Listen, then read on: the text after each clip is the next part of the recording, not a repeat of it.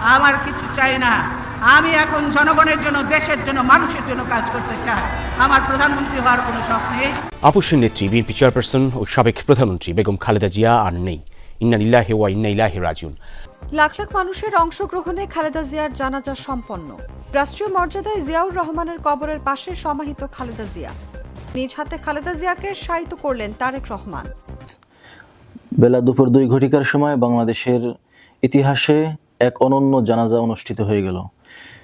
আপসহীন দেশনেত্রী বেগম খালেদা জিয়ার জানাজা সম্পন্ন হইল। চলুন এই জানাজার কত লোক সমাগম হইল আমরা একটু ভিডিও ফুটেজটা দেখে আসি।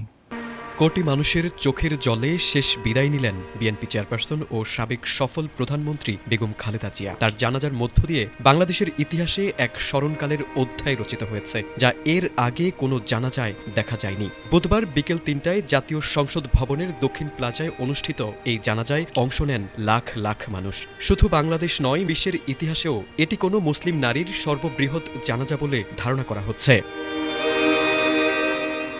জাতীয় মসজিদ বাইতুল মুকাররমের খতিব মুফতি আব্দুল মালিকের ইমামতিতে জানাজা অনুষ্ঠিত হয়। আল্লাহু আকবার, আল্লাহু আকবার।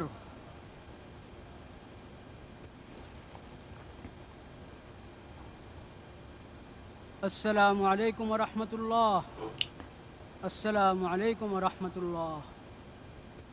সুপ্রিয় দর্শক শ্রোতা, জানাজায় উপস্থিত হয়ে বেগম জিয়ার বড় সন্তান জনাব তারেক রহমান এক বিশাল বক্তব্য দেন। চলুন আমরা সেই বক্তব্যটি শুনে আসি।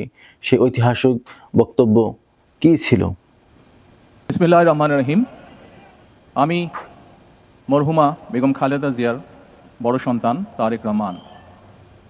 আমি আজকে এখানে উপস্থিত সকল ভাইয়েরা এবং বোনেরা যারা উপস্থিত আছেন, মরহুমা বেগম খালেদা জিয়া জীবিত থাকাকালীন অবস্থায় যদি আপনাদের কারো কাছ থেকে কোনো ঋণ নিয়ে থাকেন, দয়া করে আমার সাথে যোগাযোগ করবেন, আমি সেটি পরিশোধের ব্যবস্থা করব ইনশাআল্লাহ।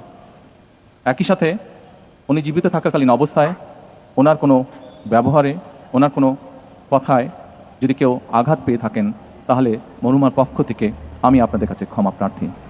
দোয়া করবেন আল্লাহ তাআলা যাতে ওনাকে বেহেশত দান করেন।